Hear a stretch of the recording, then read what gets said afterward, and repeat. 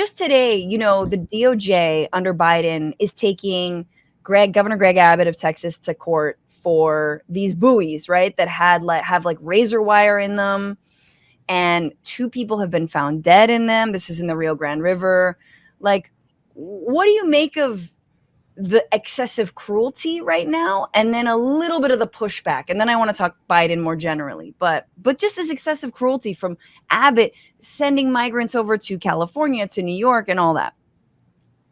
Yeah, it's horrible. It's horrible. But I will say, so there are a few people who are good at immigration and leadership. Unfortunately, they just don't have power.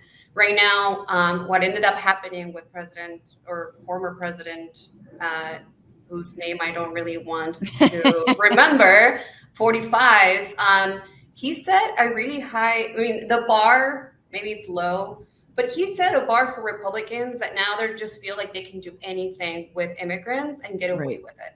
Right. There were so many people who are still supporting 45. And even though he did literally separate kids away from their parents at the border in just such an inhumane and cruel way. And so now you have Abbott and a few other governors, right, who think it's okay to continue to deploy these tactics against immigrants, and that they're going to continue to have support from their constituency and from their supporters. Right. And so for us, those of us who work with people on the ground, who actually get to talk to a lot of these folks, understand that this is really causing human pain, suffering, and unfortunately has caused deaths now at the border, with all of the different, you know, the razor wire and so on. Has literally, there was one story where a woman was miscarrying as she was trapped in one of these razor wires. And I can go on with just horrible stories. And we're letting that happen as a country. So I'm glad the DOJ is stepping in, and I hope that the Biden administration does as much as possible to take that power away from him, from Abbott.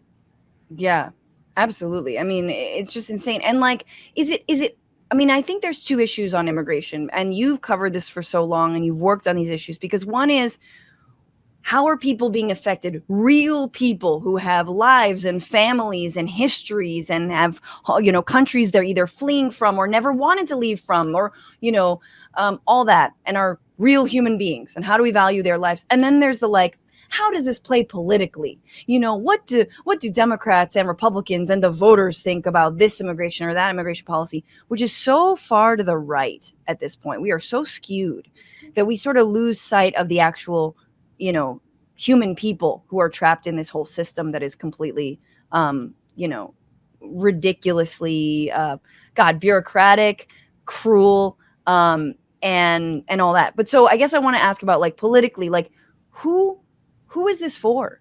You know, you saw Trump, get a lot of points for, like, attacking immigrants, and, like, obviously build the wall was basically the campaign slogan. Mm-hmm. Is it working for other people? Like, and I don't know, maybe you can't speak to that, but do you feel like, I just read recently, like, some folks, people who live on the border are like, you know, I draw the line at buoy. Like, I don't know if I'm on board with, like, these kinds of tactics, but what is your sense? Yeah, I really believe that I mean, I'm not in their head, but I really think that people like Abbott, like DeSantis and some other folks, they truly believe that this is going to be one of the issues that's going to get their base energized, right? They've been doing this for years. I mean, I live in Arizona, right? We've been dealing with these types of characters for so many decades. I mean, Sheriff Arpaio, I don't know if you'll remember who that is, but, you know, there's this terrible sheriff we had here. And these kinds of politicians, we've had them in Arizona, and now we have them at the national level. And they really, really, truly believe that by making the lives of immigrants miserable, that they are energizing their own base. Now, on the other side, the unfortunate situation here is that on the Democratic side, I'll say, to be very honest, that there's not really that much courage from people to defend immigrants, to say, you know what, these are human beings. These are people who deserve our human or our empathy, right? Mm-hmm. And that we should and can welcome people as the most powerful country in the world who has lots and lots of resources and money, right? And we do the opposite. And so I really just I wish that on the other side, right, on the Democratic side, there was a lot more of that courage, and that we could get. I mean, we're talking about elections and that type of electoral power. I just really wish that Democrats would understand that there is a really huge opportunity to talk to people who do care about this issue, and Yeah. at this point, I feel like they have ignored that they feel like we let's talk to the same people over and over again to try to get them to vote rather than figuring out who else they can tap into to get them excited about voting. And that's a lot of immigrants themselves who become citizens, or people who are descendants of immigrants who still really care about that issue. I mean, Latinos are the fastest growing voter bloc in the country. I mean, I think it's Asian Americans and and yeah, Latin America or Latino Americans. Like people vote. We vote. Anyway, Ida, did you want to say something? I don't. I do. I was just going to say that it's very interesting to me because on the humanity level, they're not meeting us. But I would think that they would be better business people, because if truly all of the immigrants left this country, the economy would collapse. People are always talking about, the weaponization of the subgroups. When you see now that there are these wars online between Black American people and immigrants, it is all by design. It is done on purpose to divide and conquer, because the reality of it is that when people come here from other countries, I am the child of an undocumented man. They don't come here to take assumed roles at Princeton, like you privileged people that take these roles and then don't deserve to be there because you're only there by way of privilege. They're coming here to do jobs. In California, when they did send a lot of people back, those farmers who went from signs that said "Farmers for Trump" went from "We need help, we need food," because they didn't have anybody to mind the crops. Yeah. And you saw it happened in Florida as well. So I just think that it's just really interesting to me that people do think that immigrants are an easy target. They're not defended. They don't have the protections that they should have in this country. But I don't think that people really understand the value, because if all of our relatives who are not from this country decided to leave America, there would be no America. They just and it may sound arrogant, but it's true. It's just it is a faction of the country who that are willing, that come here, they put their heads down, they will do the work. They have when you talk about immigrants, they always put the face of brown people, Central America. People migrate here from all over the world. A lot of undocumented people come here from Europe that look like, your Barbie.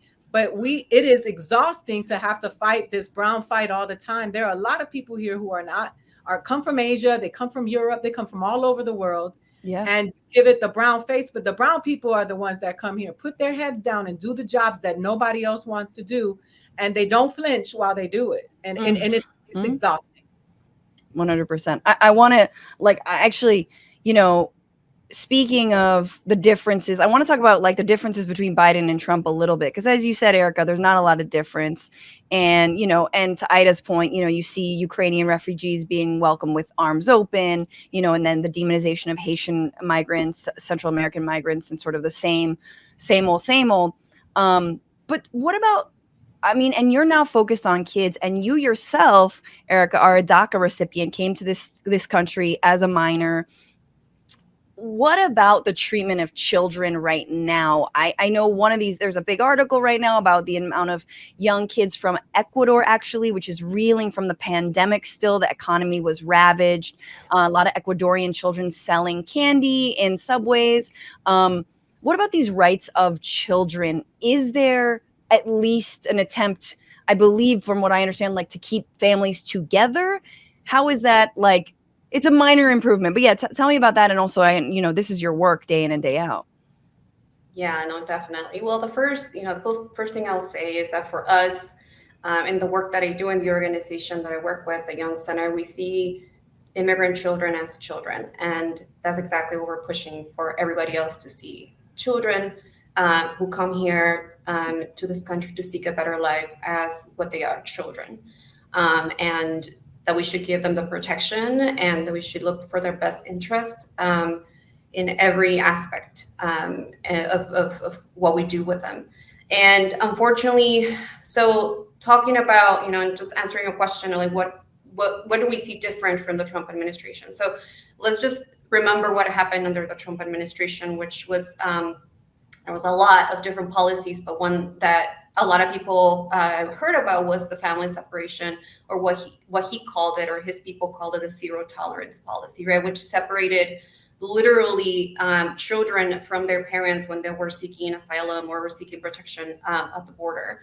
And so we ended up, literally seeing kids being put into these like cage-looking sort of places, right? Those were a lot of the images that people were seeing, and like the no kids in cages, sort of public outcry began.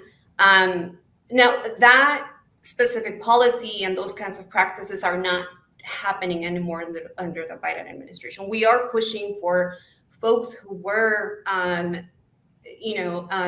traumatized and hurt, and in so many ways by that policy to have some sort of support from the United States, right? And there's so many things that can be done.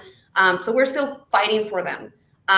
Under the Biden administration, that's not happening. However, there are other policies that just happened, which basically we call them the asylum ban policies. Yep.